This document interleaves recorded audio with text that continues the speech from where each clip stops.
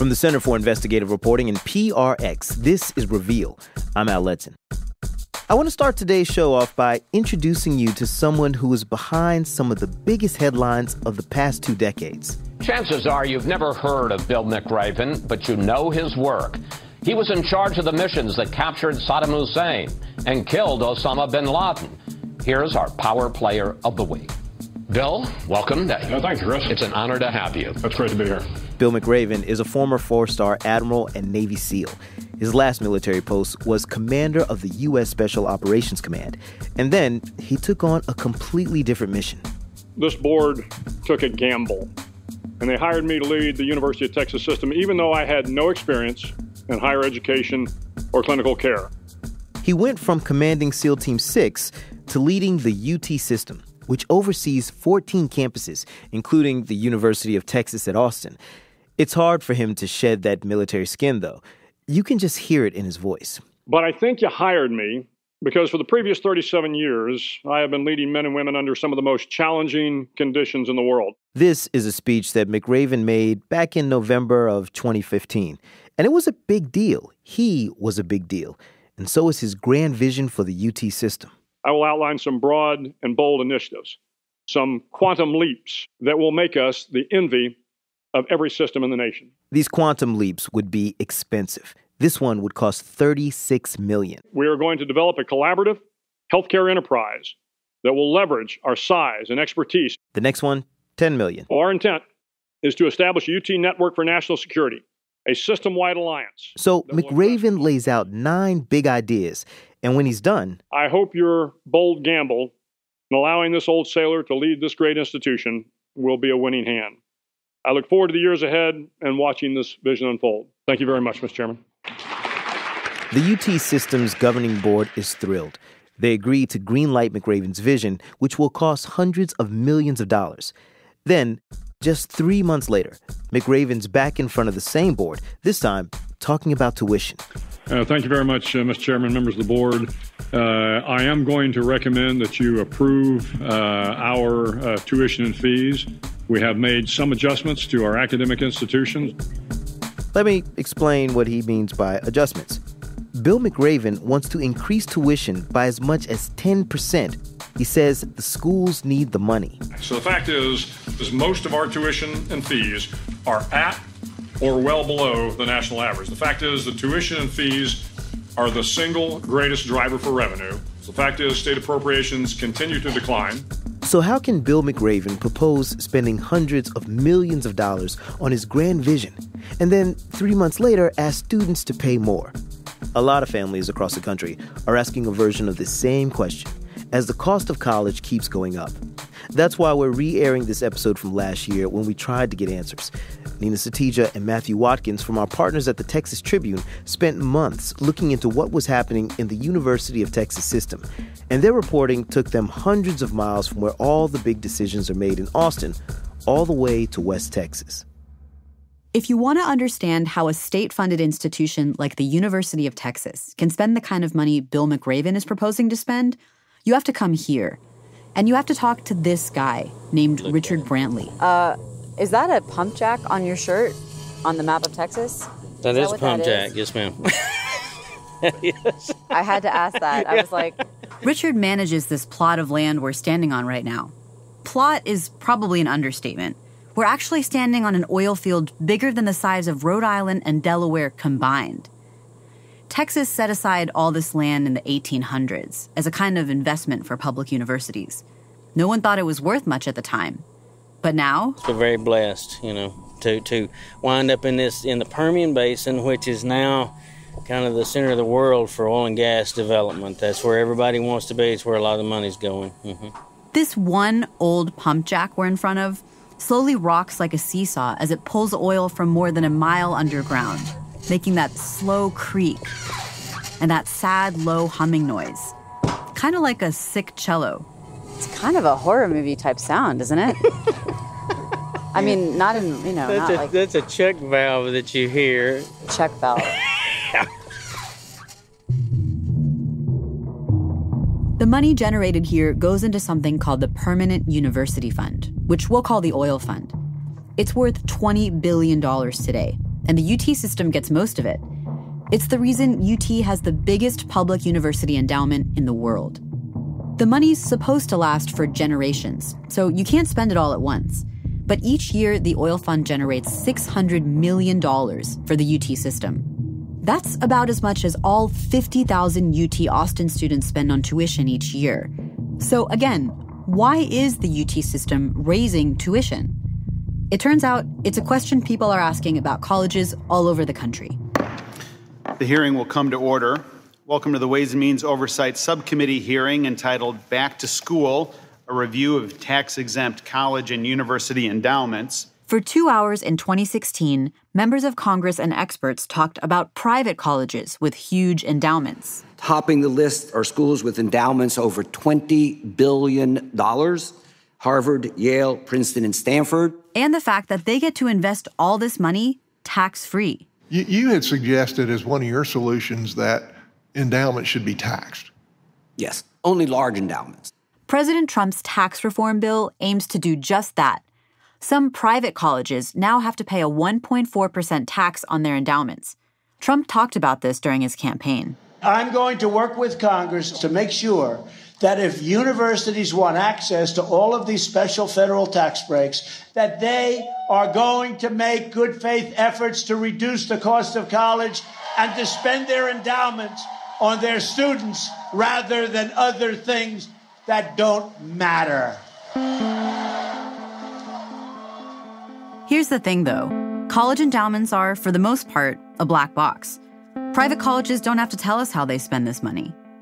But the University of Texas system happens to be a public institution with a huge endowment. So we can dig through public records to figure out how it spends all that money, which is exactly what Matthew and I did. It turns out half the money goes to the flagship campus in Austin. A chunk of it also goes to building labs and classrooms at the other UT campuses. But a lot of it goes to things like the quantum leaps you heard about in the beginning of the show, the $36 million healthcare project, the $10 million national security initiative, and this. There is one more quantum leap that we must take to elevate our status to the world's finest university system.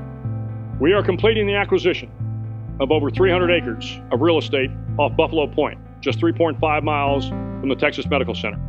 McRaven announced that the UT system would buy a piece of land bigger than Harvard's main campus in the middle of Houston for $215 million, all from the oil fund. Let me put that number in perspective for you. Those tuition hikes McRaven asked for would bring in $30 million for UT Austin. This land alone cost 7 times more, and that raised a lot of eyebrows. Okay, let's get started. Senate Finance Committee will come to order. Clerk, please call the roll. It's January 2017, and McRaven is at the Texas State Senate to talk about money. This is Republican State Senator Jane Nilsen. All right, we're going to call Chancellor McRaven. Good morning. Good morning, Madam Chair. How are you? I am Almost right away, Republican Senator Paul Bettencourt brings up the Houston land buy. $1 million. Right. Now, that is a significant sum of money by any measurement that I'm aware of. This is, $250 million is $250 million. It's a big commitment. I don't debate the fact that it's a lot of money. Okay. What I would offer to you is that the potential... At this point, it's been more than a year since McRaven announced the land buy, and he's been saying for months he wants to do something big and bold, except he's never said exactly what. Why did you buy this land, and what are you doing with it? Sure, I'm happy to answer that. What we've done, of course, is we've formed a task force. We have looked at some tremendous options for how we can develop this land in combination with anybody who wants to join us. This answer doesn't go down well with Republicans or Democrats. Here's Democrat John Whitmire. I don't think, in all due respect, I don't think you give a damn what the legislature thinks. Sir, that is absolutely wrong. I spent 37 years in uniform, and I'm not going to tout the military, but I swore an oath to support and defend the Constitution of the United States against all enemies, foreign and domestic. I raised my right hand to do that. And I think I did that pretty well for 37 years. And I think I went before an awful lot of committees. That's not the issue this morning. Sir, you just said I do not respect this body. That is my opinion. Sir, I recognize that's your opinion, and I can tell you that's not true. Based on your actions If my actions... You just said... Tensions get so high, Jay Nelson has to step in. Senator Whitmire, we know how strongly you think. No. And I'm just not going to sit here and let I get it. misinformation go out. Okay, we'll stop right here. And I think you can certainly Yes, ma'am. I got the understand some of the concerns that we all share Yes, ma'am. that Senator Whitmire has expressed. The message during this grilling is clear. You can't cry poverty and raise tuition, while at the same time spending $215 million on a bunch of land. But McRaven tries to make one more argument. He says the oil fund is written into the Texas Constitution, which sets up limits on how the state can spend the money. You can give the money to UT Austin, you can pay for capital projects like buying land, or you can spend it on UT system administration costs. UT leaders don't think they can just give all the money directly to students. But they've used the oil fund to pay for things like IT expenses and library software at certain UT schools to help tuition there stay low. But tuition has continued to go up, even though the value of the oil fund has gone up, by a lot. The oil fund has delivered hundreds of millions of extra dollars to the UT system. Students say they could have used some of that cash. My name's Allie Runis. I'm going to be a junior at UT, and I'm studying electrical engineering. We meet up with Allie because a few months back, we put a call out on social media. We wanted to hear from students struggling to pay for college. Allie saw our message, and she emailed me. She said it's been hard for her to keep up, even on little things, like when UT Austin raised the fee for official transcripts from $10 to $20. I don't apply to internships that require a transcript because I'm like, I don't have $100 budget to go apply to jobs. Allie's grandparents are helping with tuition now. She's trying to download books instead of buying them. She's moved farther away from campus to save money. It's like, my dad was like, is there any way you can do it in 3.5 semesters? So, trying to figure that out. Don't think it's going to happen. Allie's always assumed tuition is going up because state funding's going down, because the university needs the money. Have you heard of the quantum leaps? That sounds like a really weird question if you haven't heard of them. I like that. It rings a bell, but I couldn't tell you like what it is. Have you heard of something called the Permanent University Fund? No. No. I've not. Okay. I explain what these are, and it's a lot for Allie to take in. Because when UT Austin communicates with her, it acts like it's poor. Recently, the school even asked her for help. So they actually get They actually ask students to donate. How did that work exactly? They sent us an email and they're like, hey, it's contributee time. Send us money. Yeah. And did you contribute? I did not. I can't believe they asked us to donate money. The Houston land buy caused such an uproar that McRaven backed down and agreed to sell it. But another big chunk of oil money went to something that was meant to help students. It's called the Institute for Transformational Learning. The landscape of higher education is changing, as is the landscape of industry and employment. It is all about experience. And I think in our world, that really hasn't been a focal point. The Institute started years ago, back when Bill McRaven was still in the military. But since he became chancellor, we found its budget grew 10 times bigger, from $2.5 million a year to $25 million last year. Nina emailed the Institute asking for an interview. They responded within 2 minutes, and she sat down with Chief Innovation Officer Marnie Baker Stein. I mean, can you give me the Cliff Notes of what this place is? Do you want the Cliff Notes of what it is right now, or do you want the brief history, or do you... Both would be good. Okay, so I think the essence of what we are is central capability to... I get the sense Marnie and her team work on things like online classes for UT students and digital learning software. But it still feels like a lot of buzzwords. For instance, there was this product called TEX. Here's how Marnie pitched it to the UT system back in 2014. This stack and this ecosystem is a beautiful, engaging, mobile-first learning environment that will power adaptive pathways that close learner gaps and encourage learner strengths, personalized state-of-the-art content and learning objects, deep integration with applications that allow for high impact. When Marnie made this presentation, the UT Systems Governing Board had already agreed to spend $50 million on the Institute for Transformational Learning. And after her presentation, they agreed to spend $50 million more. All of the money would come from the oil fund. Marnie promised Matthew and me a second interview, plus a live demo of that TEX product. But for months, we didn't hear back. In the meantime, I got an anonymous tip. An email claiming that TEX was practically unusable and had low educational value. The tipster said the one university trying to use TEX in its classrooms had abandoned it. Then we learned Marnie had resigned. Then we learned her boss had resigned. And finally, after 3 months of waiting, we sat down with another person who'd been put in charge.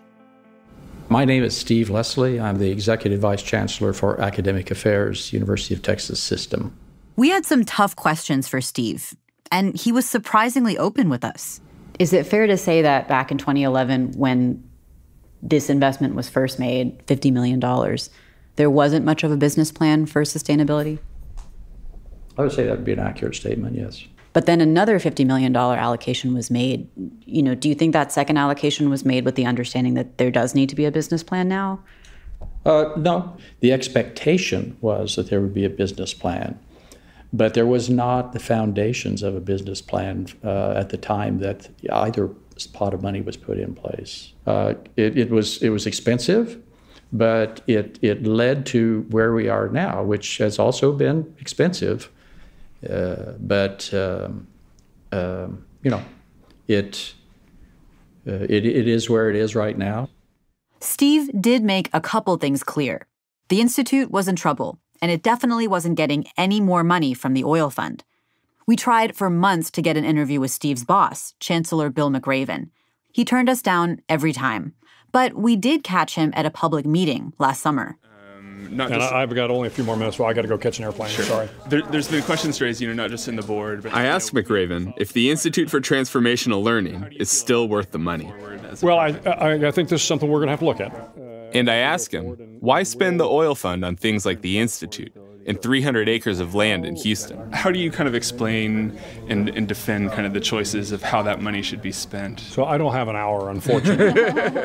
The board is always looking at how do we manage access and affordability and exceptional faculty. So, that's that. We got to let him go now. Yeah, sorry, folks. I got to go talk to my staff and catch an airplane.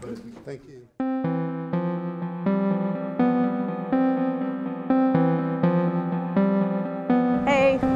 We wanted to know how students feel about all this.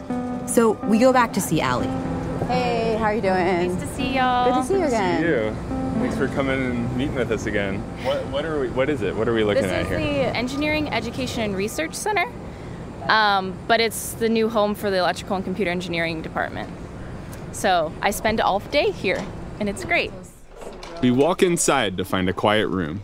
And we tell Allie what we found since our first talk. The UT system gets $600 million a year from the endowment, and they spend $38 million on financial aid from that pot. That's just 6% of the oil fund money.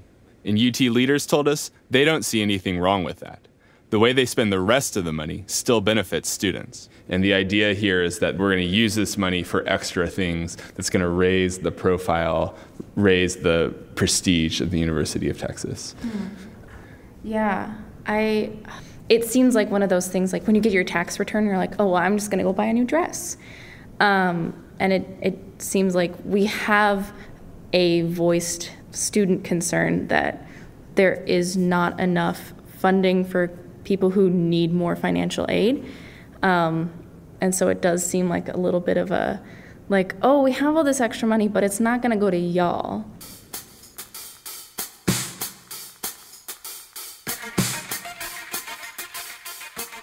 That story was from Nina Satija and Matthew Watkins at the Texas Tribune.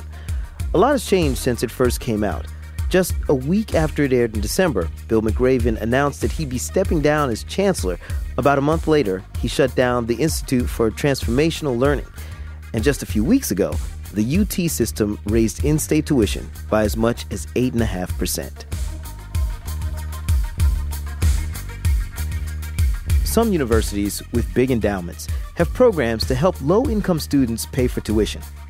Others are actually making it harder for poor kids to afford school. I was at the financial aid office, and I started to cry. I had never felt more hopeless in that moment, and she started to cry too, and she was like, I don't know what to tell you. That's next on Reveal from the Center for Investigative Reporting and PRX.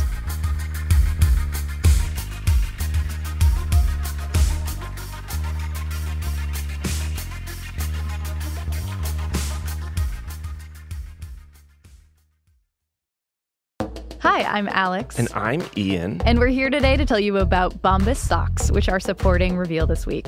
Bombas socks are great because they not only support your feet and Reveal, they also support a great cause. For every pair of socks that you buy, they also donate a pair to homeless shelters. And socks are the #1 most requested item at homeless shelters. Yeah, they have donated over 5 million pairs so far. Wow.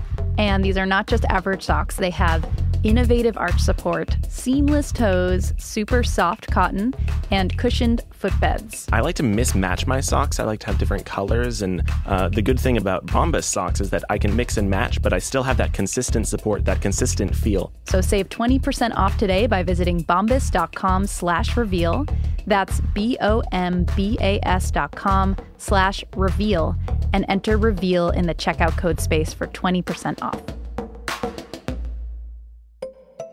Hey folks, Buyer Duncan here from Reveal's engagement team. The Texas Tribune has been looking hard at UT's endowments for more than a year. They were there when the Institution for Transformational Learning got off the ground and when it came crashing down. They were there when Bill McRaven started facing tough questions and when he announced his resignation. All that work is collected over on their website. To read it, just go to texastribune.org/endowments. Again, that's texastribune.org/endowments. From the Center for Investigative Reporting and PRX, this is Reveal. I'm Al Letson.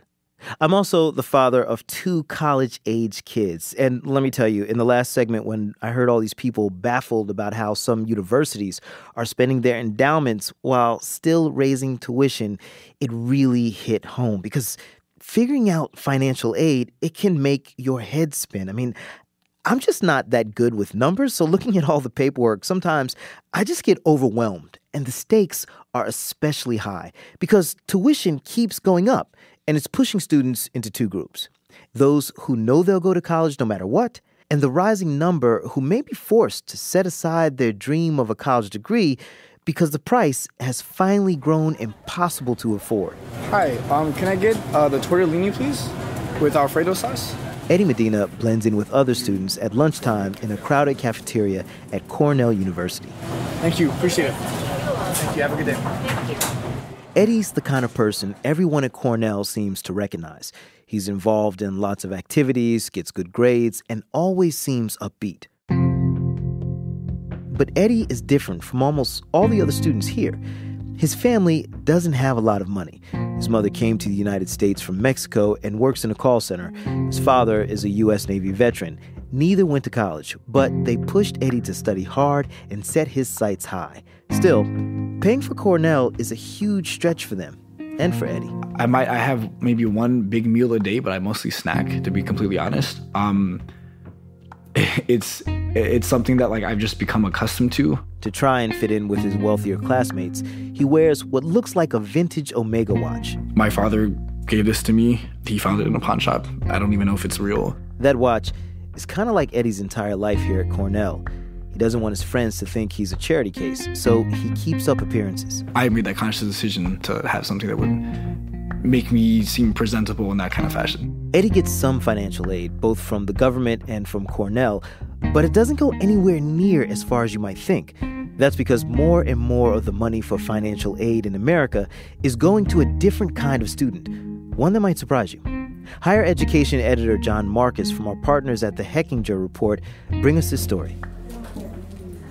Eddie's majoring in economics, and on the day I visit him, he's in a class on immigration. They're talking about immigrant stereotypes in popular culture, and the professor mentions an old Looney Tunes cartoon character she remembers from years ago. You might not know this, but there used to be a cartoon character called Speedy Gonzales. Oh, you've heard of Speedy Gonzalez. How do you all know about Speedy Gonzalez? No, well, I mean, back in the day, like, that's how I know, like, not anymore. Yeah, but you're not that old. So back in the day, when would you watch Speedy Gonzalez? Yeah, when I was younger. Eddie grew up in San Diego. He worked hard in school and got good grades, but he still never expected to get into a place like Cornell. When the acceptance letter came, he was shocked. I get the envelope and it's the big one, and I'm like, that's not right. You only get the big one, you know, if you got in. And so I opened it up, and then I read it all, and I broke down. My mom, like, I literally I started crying. I was like, wait, no, like, it's not right. Like, it's not right. My mom still didn't know what was going on, and I sat her down and explained it to her. I was like, Mom, like, I got in. But getting in was only the first hurdle. Now Eddie had to figure out how he was going to pay the more than $43,000 for tuition and fees his freshman year.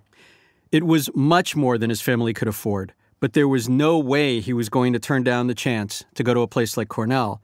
So he got a job at SeaWorld and studied every chance he got. My coworkers used to make fun of me because I would, during my breaks, immediately open a book. But the money he earned at SeaWorld wasn't going to come close to what Cornell expected Eddie's family to pay. My family contribution was around $20,000 to $22,000. $22,000 each year.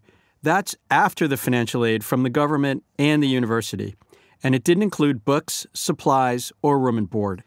His parents didn't have that kind of money. They're divorced and paying 2 separate rents and supporting other relatives. And it was really difficult for me to fathom why it was anywhere near that. And so my mom's way of doing that, she's like, well, the only money I can get is from what I understand, like, my life insurance, and, like, I'm going to get penalized for it, but sure, I can help you with that. And that was like, you know, $3,000 or $5,000. And my father had sold some of his belongings as well to raise money. Raiding retirement savings and selling possessions, those are things you can only do once. Each semester, Eddie and his family tried to scrape together more money, and Eddie took out loan after loan. But by his junior year, even though he was doing well in school with a 3.4 grade point average, he'd fallen behind in his payments. I finally got the email, and I read that we're sorry to inform you that you have been withdrawn from the university, that you're no longer a student. I was at the financial aid office, and I started to cry, and I just said, I'm like, what can I do? I'm like, do I take a semester off? Do I work? And she told me, no, don't do that because you'll make more money and it'll hurt your financial aid package. And I was like, okay, well, what? Like, I had never felt more hopeless in that moment. And she started to cry too, and she was like, I don't know what to tell you. Eddie's parents' poor credit meant he had to resort to private instead of federally subsidized loans. Those have higher interest rates and tougher repayment terms. He also got a work-study job, and after a few weeks was back at Cornell. In the meantime, the university kept charging him late fees. You get hit with the first fee, which I believe is $350. The second fee comes if you still haven't paid on top of this fee as well. I think it's around $500. For a student like Eddie, $350 or $500 fees are a big deal. That's money that would have gone to groceries or rent. And while it's charging students like Eddie for missing payments, Cornell itself is doing fine. The university has nearly $7 billion in its endowment, and it's been running annual budget surpluses of nearly $400 million. Eddie's situation is becoming more common as universities shift financial aid away from lower-income students like him and toward wealthier kids. At Cornell since 2008, the amount the poorest students pay, after discounts and financial aid, has increased more than 4 times faster than what the richest students pay. Cornell wouldn't talk about Eddie's case with us, or how it makes financial aid awards, or anything else. So we went to see Ron Ehrenberg. He's a Cornell professor who studies the economics of higher education. He has photos in his office of the grandkids he's planning to help put through college. And I'm busy saving for 4 grandchildren so that they can go to the most expensive private college that they want to. He says financial aid programs do little to help low-income families that want the same thing for their children. If you're a bright kid coming from a relatively low-income family, your chances of enrolling and eventually completing college are much, much lower than a less talented student coming from a wealthy family.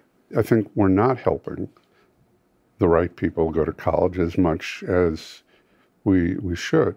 I asked Ehrenberg why this is happening. Lots of the higher ed policies basically are built in a way that would win support for middle and even upper income taxpayers. So it's not only universities giving more money to wealthier families, it's the government too. A lot of financial aid comes in the form of tax breaks. Families can often deduct at least part of what they pay in tuition, and they also get a tax break when they put money into 529 savings accounts. Those billions of dollars worth of benefits go to families making as much as $180,000 a year. Then there are private scholarships. Eddie's counselor in high school didn't tell him about scholarships from Rotary clubs, chambers of commerce, and other groups. But counselors at wealthier schools help their students find those. All of this financial aid ends up going to wealthier kids who could probably afford to go to college without it, like Alex Stakovich, an economics major at Cornell. Can we ask how do you pay for college? My parents do. I'm on some financial aid. I know I'm on like a bunch of scholarships and stuff, but like my parents deal with all that. So it's really, for the students like me that have financial aid, you know, it's just like a little supplement. Alex says he would have been able to go to college whether he got financial aid or not. For sure. I definitely would have. But that's the sad thing, that there's kids that like need that to go to college. Since Cornell wouldn't talk to us, we head a mile away to much smaller Ithaca College. It's on a hill above the town with a view of Cornell across the valley. Ithaca's endowment is 1/20th the size of Cornell's, but it manages to enroll a larger proportion of low-income students. Head Financial Aid Officer Lisa Hosky shows us around the office. She has photos, too, of students who received aid and did well at the school. Probably 8 or 9 pictures there of students, several on the wall, I'd say 4 or 5. And you can see actually one that's somebody being quite successful in their wrestling programs. I asked Hosky why colleges like Ithaca and Cornell give growing amounts of money to people who can afford to send their kids to college anyway. Wherever you're sitting with somebody, when they're looking for financial aid, I think they feel like they need it, regardless of the income level. And so there's very few people, even the more wealthy among us, that can actually afford to, say, fund the whole education here at Ithaca. So I have talked with families who have well over $200,000 of income and still find it challenging to meet the cost of school, and still may appeal for additional funds.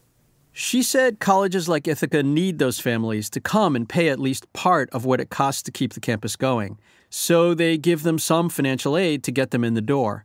Say a college has $20,000 to give away. It could give it to one poor kid, and it gets one student and no revenue. Or it could divide it up among 5 wealthier kids, and it gets 5 students whose families can afford to pay the rest of the tuition. I know people don't often think that there's a bottom line, but there is. That bottom line is pushing college education even further out of reach than it already was for low-income students. Students like Maya Portillo. She's a friend of Eddie's at Cornell. She says she gets what colleges are doing. It's like a business, right? They have to make profit some way. And so what are they going to do? Fund the one really smart low-income kid or the, 5 just as talented individuals to come? It's a hard balance. Maya started life in the middle class. Then her father walked out and her mother lost her job. They moved in with Maya's grandparents, and Maya and her younger sister went to work to help support the family.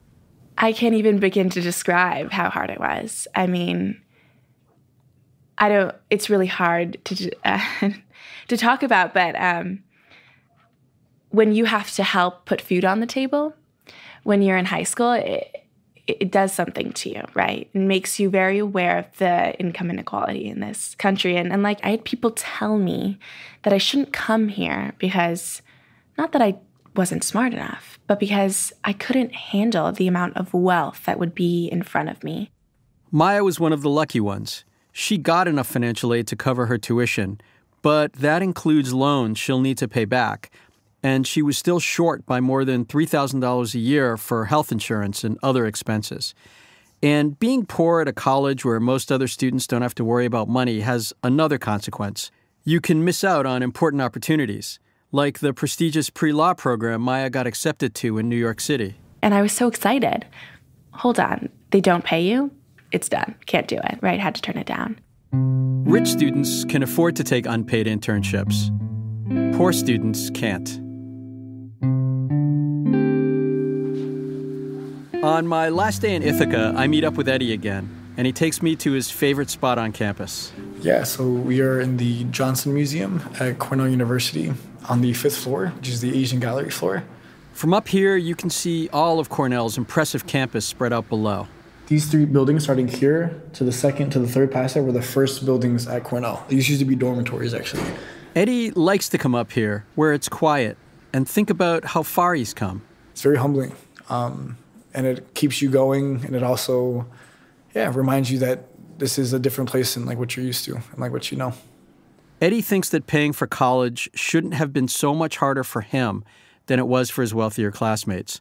After all, Cornell's motto is any person, any study, but he spent a lot of his time just trying to pay the bill. It's almost like you try to make sense of it by saying to yourself that, like this really sucks, but I guess I'm getting the degree, right? And it should work out, that the payoff should be just about right. And I'm like constantly trying to convince myself of that.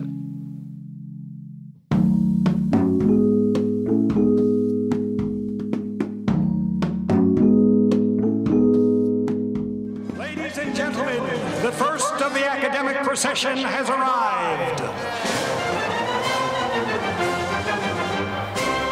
Still, Eddie did manage to graduate with a degree from Cornell. It took his very last dollar to pay his last month's rent. Our story was produced by Matt Frasica and reported by John Marcus of the Hechinger Report, a nonprofit that reports on education. Since this story first aired, Eddie has found a job with a social impact consulting firm, and he started to repay his student loans, which add up to $68,000. There are some students, like Eddie, who've gotten the grades to get into a good university. They may even be able to afford the tuition, but schools in their home state won't let them in. And lawmakers have even passed laws to keep them out. That story when we come back. You're listening to Reveal from the Center for Investigative Reporting and PRX. From the Center for Investigative Reporting and PRX, this is Reveal. I'm Al Letson. Today, we've heard about how the cost of going to college is putting higher education out of reach for some students, but that's not the only barrier. Arturo Martinez lives in Georgia. 5 years ago, he was getting ready to graduate from high school, and a lot of his friends were preparing for college. Senior year, I had a lot of friends who, during the finals, they would be excited to show off their acceptance letters, talking about college, where they were going to go, and they would ask me, why are you not going to college? I mean, you're so smart, you can go to, Georgia Tech or UGA. Arturo had good grades and wanted to attend the University of Georgia or Georgia Tech, but he wasn't allowed. That's because when he was 8 years old, he and his family illegally crossed the border into the United States from Mexico. Growing up, Arturo knew he'd be cut out of certain things. One time in middle school, he hurt his knee playing baseball. The other parents thought he should go to the hospital, but Arturo was afraid that someone there might ask questions. Something may come up and my parents are arrested, so just wanted to put up, just tell him that was fine, that, I was actually scared of doctors. Did you catch that? He pretended he was afraid of doctors rather than risk his family being discovered. In high school, Arturo's guidance counselor assumed he wanted to go to college, but when he asked Arturo if he had a social security number, Arturo started to duck the meetings. I tried to avoid, the college talks with my counselors because the fact that, I was undocumented, I didn't want to disclose my status. He watched his classmates go off and start their new lives, and he grew depressed. Arturo is what some people call a dreamer. Young people living in this country without proper documentation. Under the Obama administration, they could get Deferred Action for Childhood Arrivals, or DACA. It gave them temporary permission to stay and 2-year work permits. That made it easier to go to college because they could work legally and pay tuition. President Trump said last year he wants to end that program, but legal challenges have kept it in place for now. For students like Arturo who want to go to college, a lot depends on where they live. Some states have generous policies. In more than 20 states, they pay in-state tuition. But Georgia goes the opposite direction. It bars students like Arturo from enrolling in its top 3 colleges and charges them non-resident tuition at state schools they're allowed to attend. I can't afford, even if I had 2 jobs. Defenders of Georgia's policies say immigrants living in the U.S. illegally shouldn't take seats or resources away from people who are here legally. Sasha Aslanian, with our partners at APM Reports, looks at how some students in Georgia are pushing back. Arturo's dream was to go to college and study computer science. Instead, he spent 5 years working construction with his dad. On most evenings, you'll find him in a room off his family's kitchen. It's pretty much a broom closet. So this is where I do my work. He's hooked together 3 computer monitors and blinged out the computer tower with tiny lights that change color. I built the whole computer, so every piece that you see right there, was put together. Basically, my routine coming from work with my dad doing construction, this is where I free myself. Arturo shows me examples of the graphic designs he's been practicing. Here are some of the pieces that I'm working on. They're portraits made from geometric shapes with crowns of light, like religious figures. One of my favorites called Emiliano Zapata. He's the Mexican revolutionary leader that we learned from Freedom U. That's Freedom University. It's an underground school for undocumented students in Atlanta.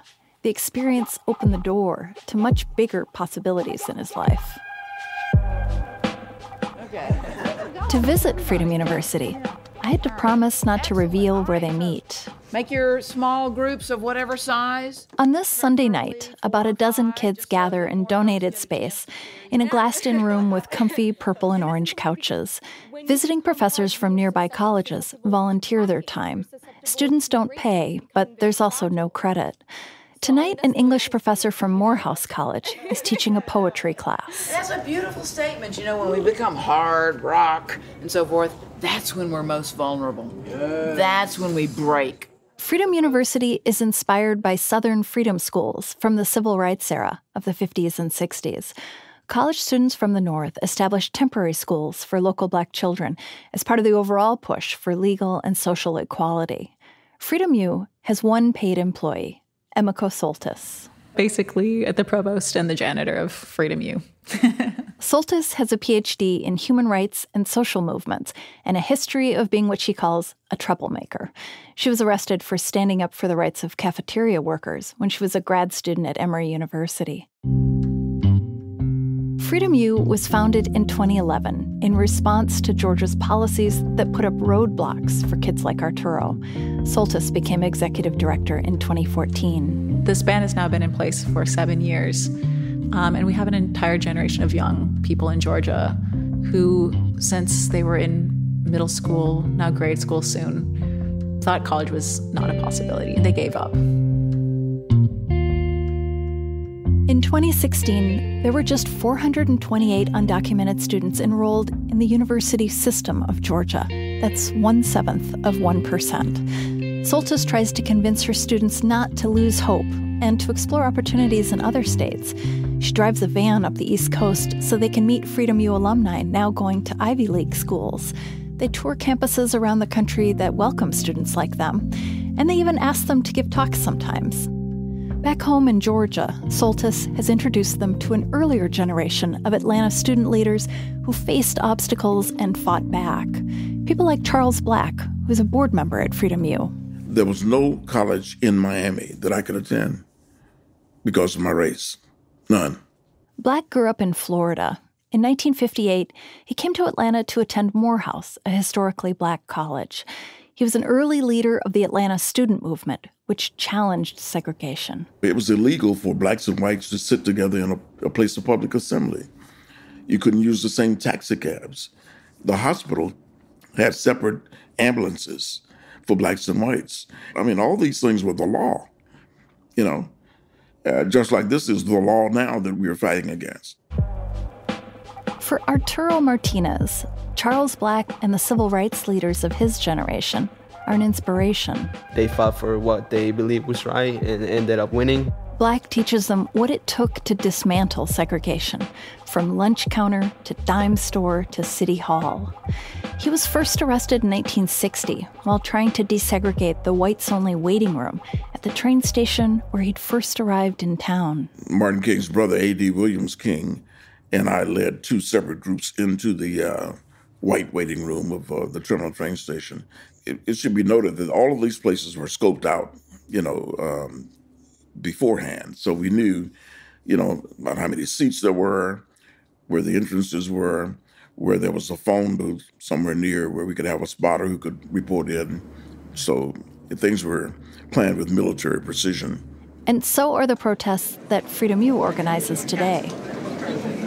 Their main target is the Georgia Board of Regents and its policies against undocumented students. Good morning. At this time, I'd like to call the Board of Regents meeting to order. It's February of 2017, Valentine's Day, actually, and about a dozen Freedom U students and supporters have gotten dressed up.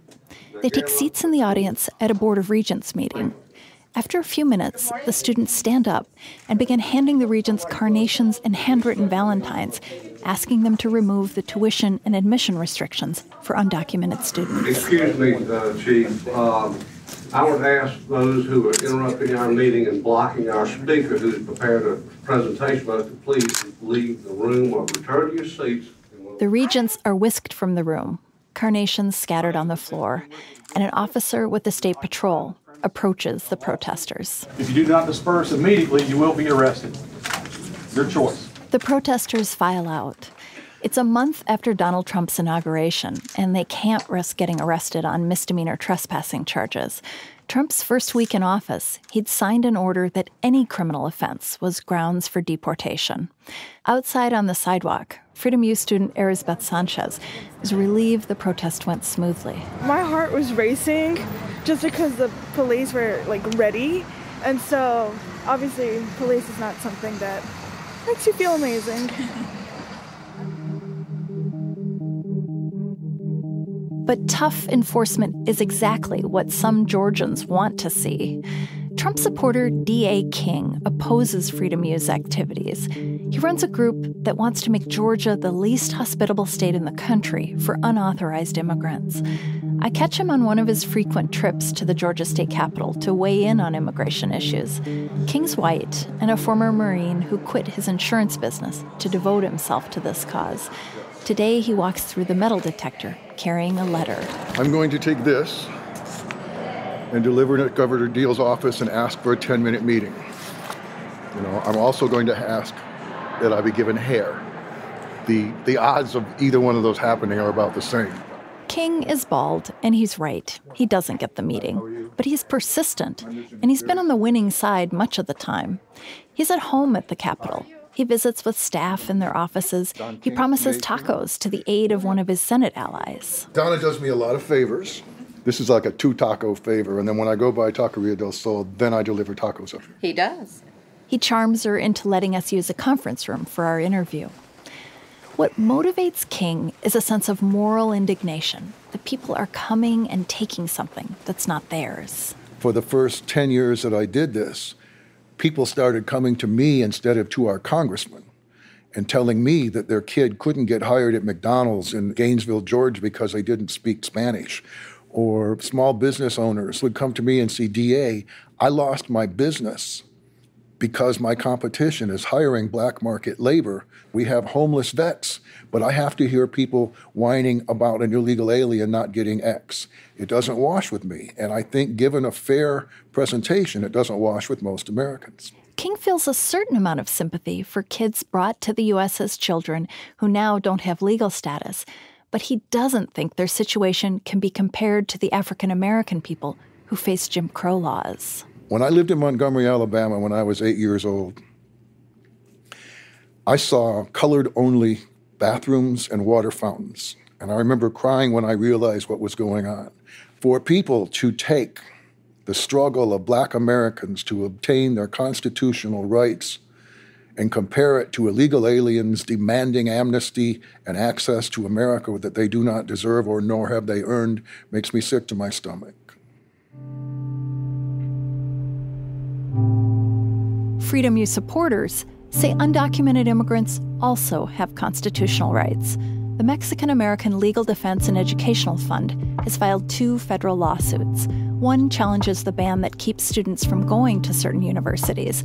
The other challenges the rules about paying higher tuition. One of the plaintiffs in that lawsuit is Arturo Martinez, the young man working construction with his dad.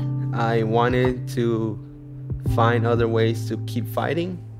This lawsuit will push it even further to put the pressure on the border region, because I think the law is on our side. As the lawsuit began its slow crawl through the courts, Arturo kept working alongside his dad and applying for colleges and scholarships out of state. Last spring, he checked his email on his home-built computer and got some good news. He'd won a scholarship from the Dream.US. It's a private scholarship for students who live in the 15 states that have barriers for undocumented students. Arturo won a full ride to Eastern Connecticut State University. I went to my dad and told him, I think I'm going to college, and he got up and he started jumping out of happiness, and we started hugging each other. The reaction of my mom and even the reaction of my dog, she started jumping on me and, started licking me. So it was, a special moment for me. It was a victory for the Martinez family, even if Arturo had to go 1,000 miles from home. Last fall, 5 years after graduating from high school, Arturo moved to Connecticut. He's double majoring in math and computer science. Sasha Aslanian is a correspondent with APM Reports, the documentary and investigative journalism group at American Public Media.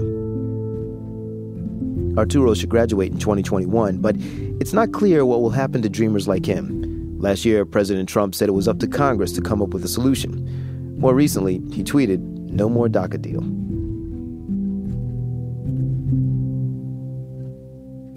Nina Satija was our lead producer. Today's show was edited by Taki Telenides. Thanks to Dave Harmon from the Texas Tribune and Catherine Winter from APM Reports. Our production manager is Mwende Enaosa. Our sound design team is the dynamic duo, Jay Breezy, Mr. Jim Briggs, and Fernando, my man, Aruda. They had help from Catherine Raimondo and Kat Shuknit. Our acting CEO is Krista Scharfenberg. Amy Powell's our editor-in-chief. Our executive producer is Kevin Sullivan. Our theme music is by Camarado, Lightning. Support for Reveal is provided by the Reva and David Logan Foundation, the John D. and Catherine T. MacArthur Foundation, the Jonathan Logan Family Foundation, the Ford Foundation, the Heising Simons Foundation, and the Ethics and Excellence in Journalism Foundation. Reveal is a co-production of the Center for Investigative Reporting and PRX. I'm Al Letson, and remember, there is always more to the story.